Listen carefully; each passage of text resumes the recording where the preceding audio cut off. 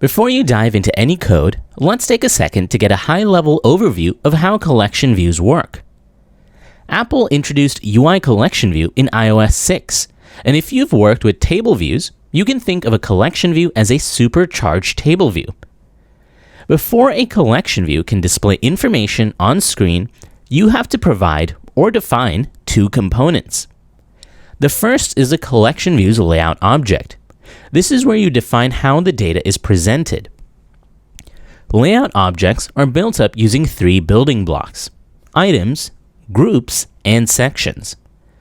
An item is the smallest unit in this hierarchy and represents an individual piece of data that you want to display on screen.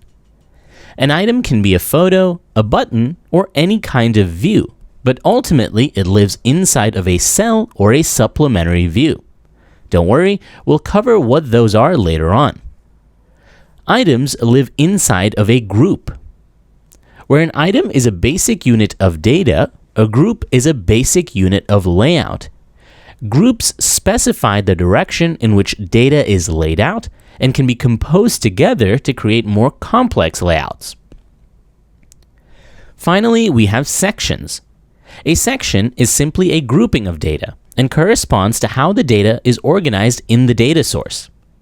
A collection view can have multiple sections, each containing its own groups and items. Let's pull up one of those collection view examples you saw earlier. Here's a section of the App Store on iOS. Each of the sections shown here, well, they would be defined in the layout object as a section.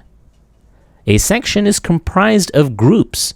In this layout, we have two groups, one that lays the items out vertically, and another that groups them into a horizontal container. Finally, inside each vertical group are the items. Items, groups, and sections come together to form a compositional layout object. The word compositional is key here because you can combine or compose these building blocks together to create far more complex layouts.